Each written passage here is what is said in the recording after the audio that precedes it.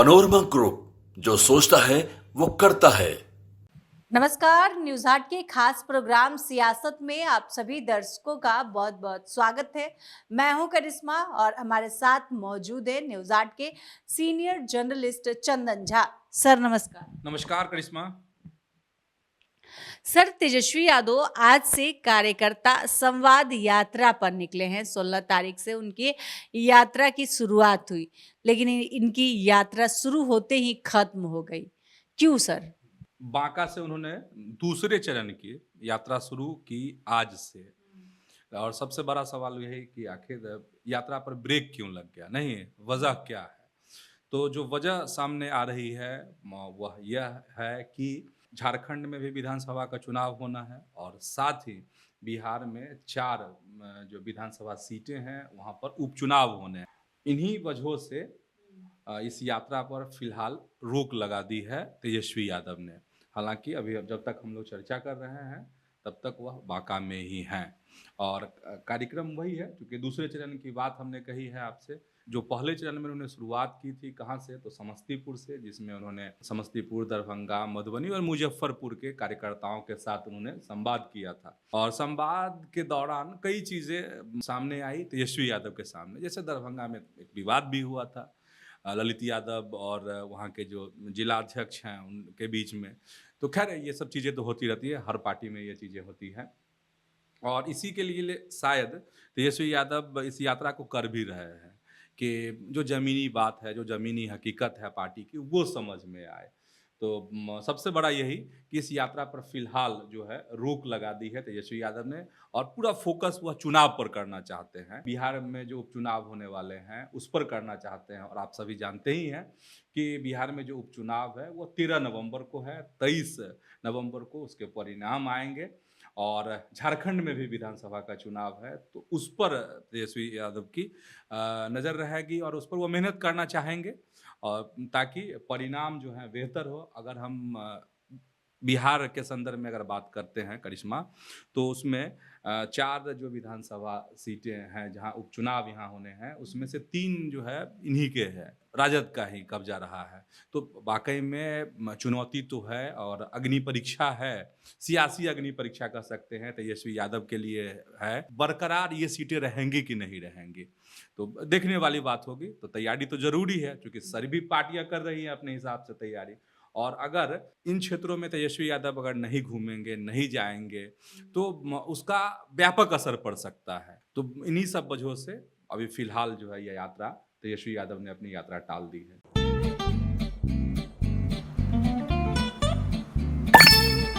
चलो इसको रोकते हैं। रुको रुको, गाड़ी साइड में लो। आरसी और लाइसेंस दिखाओ। बिना आरसी और लाइसेंस के गाड़ी नहीं चला सकते। अरे सर, ये यू बाइक्स है, इसको आरसी, लाइसेंस और पीयूसी नहीं लगता। अरे वाह।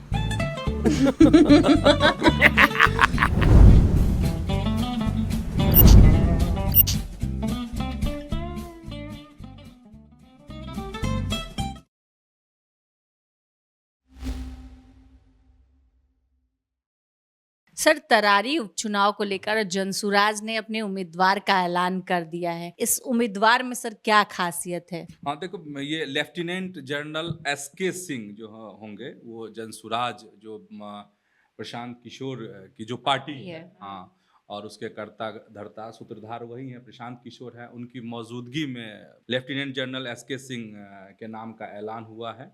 और चूंकि ये लेफ्टिनेंट जनरल रहे हैं तो वाकई में खासियत तो होंगी ही, और प्रशांत किशोर ने अगर चुना है, उनकी पार्टी ने चुना है, तो बात तो होगी। लेकिन चूंकि वो राजनीति में सक्रिय नहीं हैं तो अभी कहे कि उनके बारे में राजनीतिक तौर पे कुछ नहीं कहा जा सकता है। ये नाम का ऐलान अब आज हो गया है, तो वह क्षेत्र में जाते हैं और कितना मतलब हवा जो है अपनी पार्टी के लिए बना पाते हैं, अपनी जीत में कितना ये कर पाते हैं, कितने लोगों को मोड़ पाते हैं, अपने वोटर को कितना आकर्षित कर पाते हैं, ये इंतजार करना रहेगा। और सबकी नज़र है करिश्मा इस पर कि 3 कोण की बात अब हो रही है बिहार की सियासत में। एक कोण कहा जाता है महागठबंधन का कोण है, इंडिया गठबंधन भी जिसको कहा जाता है। दूसरा कोण NDA का है और तीसरा जो है सियासी कौन लोग कह रहे हैं कि प्रशांत किशोर खड़ा कर रहे हैं।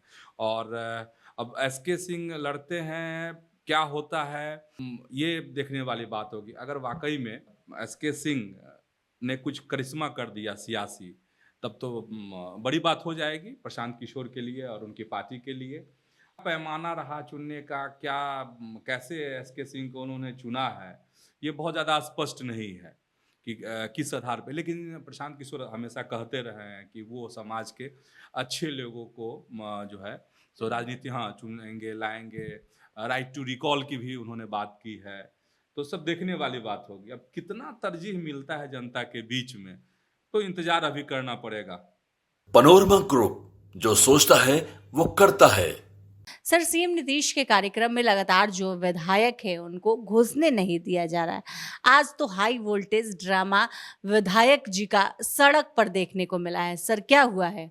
बहुत बड़ा सवाल खड़ा हो रहा है। अपने विधायक, अपने का मतलब यहाँ पे एनडीए के विधायक तो रहते हैं, लेकिन विपक्ष के जो विधायक हैं, जो सांसद हैं, उनको नीतीश के पास फटकने नहीं दिया जाता। ये बड़ा सवाल खड़ा कर रहा है। और आज जो है मुख्यमंत्री नीतीश कुमार कटिहार पहुंचे थे, उनका कार्यक्रम था। उस कार्यक्रम में बलरामपुर के भाकपा माले के विधायक हैं महबूब आलम जो है अचानक जो है सड़क पर धरना देने के लिए बैठ गए। और स्थिति ऐसी बन गई कि वहाँ जो अफसर तैनात थे सबकी सांसें फूलने लगी कि आखिर क्या हो गया कि विधायक जी धरना पे बैठ गए। और महबूब आलम जो विधायक हैं, उनकी एक अपनी अलग अंदाज है, बहुत जमीन विधानसभा में भी कई बार नहीं मिलता है। और सबसे खास बात ये है करिश्मा कि जमीन से जुड़े हुए नेता हैं महबूब आलम, और बहुत शानदार नेता है। तो सब अधिकारियों को भी लगा कि आखिर क्या बात हो गई कि विधायक जी नाराज क्यों हो गए। मुख्यमंत्री का कार्यक्रम, विधायक नाराज हो जाए, धरने पे बैठ जाए, तो सवाल तो खड़ा होता ही है। और सवाल ये वाकई में खड़ा हो रहा है कि जो विपक्ष के विधायक हैं, जो सांसद हैं, जब भी नीतीश कुमार के इधर 2-3 कार्यक्रम से इस तरह की बातें सामने आ रही हैं। कुछ महीनों में जो कार्यक्रम हुए हैं उसमें ये देखे जा रहे हैं कि एनडीए के विधायक सांसदों को आमंत्रित किया जाता है, साथ ही विपक्ष के एमएलए और जो सांसद हैं उनको भी किया जाता है। लेकिन विपक्ष के जो सांसद हैं, एमएलए हैं, उनको नीतीश के करीब नहीं पहुंचने दिया जाता है, उनको मिलने नहीं दिया जाता है। तो सवाल ये है कि अगर मिलने नहीं दिया जाता है तो आखिर आप आमंत्रित करते क्यों हैं? यही सवाल जो है महबूब आलम भी आज जो धरने पे बैठ गए थे, उन्होंने भी यही सवाल उठाया कि जब आपको मुख्यमंत्री को हम लोगों से मिलना ही नहीं है, विपक्ष के विधायकों से मिलना ही नहीं है, तो आखिर हमको बुलाया क्यों, मुझे आमंत्रित क्यों किया गया। हालांकि अफसरों ने मामले को संभाल लिया, बहुत अफसरों को गुहार लगानी पड़ी। इसके बाद जो है महबूब आलम ने अपना धरना खत्म कर दिया। लेकिन ये सवाल वाकई में है बिहार की सियासत के लिए कि क्यों नहीं मिलते हैं नीतीश कुमार विपक्षी विधायकों से और सांसदों से। और सबसे खास बात ये कि बुलाया जाता है, ऐसा नहीं है कि कोई भी विधायक ऐसे ही पहुंच जा रहे हैं, मतलब बुलाने के बावजूद जो है वो मिलने नहीं दिया जाता है। तो ये एक बड़ा सवाल है। और इन दिनों एक खास बात है, 1-2 महीने से जब इस तरह की घटना हुई है, तब क्या हुआ है कि नीतीश कुमार जो है मीडिया से भी नहीं मिल रहे हैं, किसी तरह की कोई प्रतिक्रिया नहीं, कोई रिएक्शन नहीं, कोई बाइट नहीं है। अमूमन ऐसा नीतीश कुमार के साथ होता नहीं है। पहले अगर आप देखते हैं, गौर करते हैं, तो वो निकलते थे तो अपनी बात रखते थे, अलग अलग विषयों पे बात रखते थे। ये है। हालांकि नीतीश कुमार ने कार्यक्रम को संबोधित किया है और संबोधन में उन्होंने फिर वही बातें दोहराई हैं जो पिछले कई दफे उन्होंने जो बातें दोहराई थी। हम मतलब एनडीए के साथ हैं, वो भाजपा के साथ हैं। तो ये भी सवाल खड़ा करता है कि बार बार नीतीश कुमार इस बात को क्यों दोहरा रहे हैं। तो ये है सबसे बड़ा सवाल, यही कि आखिर विपक्ष के विधायकों और सांसदों को कार्यक्रम में बुलाया जाता है नीतीश कुमार के कार्यक्रम में, लेकिन मिला नहीं जाता है। पनोरमा ग्रुप, जो सोचता है वो करता है। सर, उमर अब्दुल्ला ने मुख्यमंत्री पद की शपथ ली, लेकिन कांग्रेस सरकार में शामिल नहीं रहने का फैसला किया है। सर, क्या है पूरी खबर? हाँ, ये खबर ये है कि जम्मू और कश्मीर को नया मुख्यमंत्री मिल गया है। उमर अब्दुल्ला ने अपने पद की शपथ ले ली है और जो जम्मू और कश्मीर के जो उपराज्यपाल हैं मनोज सिन्हा ने उन्हें शपथ दिलाई। और इस कार्यक्रम में तमाम दिग्गज मौजूद थे, जिसमें राहुल गांधी भी, प्रियंका गांधी वाड्रा भी, इसके बाद फारूक अब्दुल्ला, फिर अखिलेश यादव, पीडीपी की प्रमुख जो है महबूबा मुफ्ती, आपके नेता हैं संजय सिंह, ऐसे दिग्गज जो है इस शपथ समारोह में मौजूद रहे। लेकिन सबसे खास बात आज की जो जम्मू कश्मीर की सियासत की रही वह यह रही कि सरकार तो बनी, उमर अब्दुल्ला मुख्यमंत्री तो बन गए, लेकिन सरकार में कांग्रेस नहीं शामिल हुई है। इसके पीछे क्या कारण है? इसके पीछे जो बात सामने आ रही है वह यह है, कांग्रेस जो है 2 मंत्री पद मांग रही थी, लेकिन उमर अब्दुल्ला के द्वारा, नेशनल कॉन्फ्रेंस के द्वारा एक ही मंत्री पद जो है दिया जा रहा था। तो इससे कांग्रेस खफा हो गई और कांग्रेस ने हालांकि सरकार को समर्थन देने का वादा किया है, लेकिन सरकार में शामिल अभी कांग्रेस फिलहाल नहीं हुई है। बाद में देखते हैं, अगर मामला सुलझ जाएगा, लोग कह रहे हैं कि सुलझ जाएगा, तो हो सकता है कांग्रेस सरकार में भी शामिल हो जाए। 2 राज्यों में चुनाव हुए थे, तो जम्मू कश्मीर की बात तो हो ही गई। अब हरियाणा की बात कर लेते हैं। और हरियाणा आज जो है वहाँ पर विधायक दल की बैठक हुई, भाजपा विधायक दल की, जिसमें गृह मंत्री अमित शाह शामिल हुए और जो मध्य प्रदेश के मुख्यमंत्री हैं मोहन यादव शामिल हुए पर्यवेक्षक के तौर पर। और सबसे खास बात इस विधायक दल की बैठक ये रही कि अनिल विज जो अपने को मुख्यमंत्री के तौर पर पेश कर रहे थे, दावा कर रहे थे, दावेदारी जता रहे थे कि उनको मुख्यमंत्री बनाया जाए, वो प्रस्तावक बने हैं नायाब सिंह सैनी का। खास यही कि अमित शाह वहाँ पर थे। मतलब जो ये बातें चल रही थी, एक चर्चा हो रही थी कि हरियाणा की सियासत में तूफान आ सकता है, बीजेपी में बगावत हो सकती है, अनिल विज कहीं फिर नाराज नहीं हो जाएं, और कुछ सांसदों के भी नाम आ रहे थे कि वह भी मुख्यमंत्री बनना चाह रहे हैं। तो वैसा कोई भी दृश्य, वैसी कोई भी तस्वीर सामने नहीं आई है। अमित शाह के सामने में चू तक नहीं किया अनिल विज ने, प्रस्तावक बन गए नायाब सैनी के।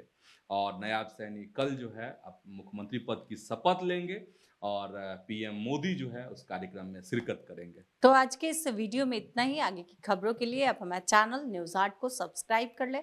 अगर फेसबुक पर देख रहे हैं तो पेज को लाइक करना ना भूलें। हमारी वेबसाइट है news8.com, उसे भी जरूर विजिट करें। धन्यवाद।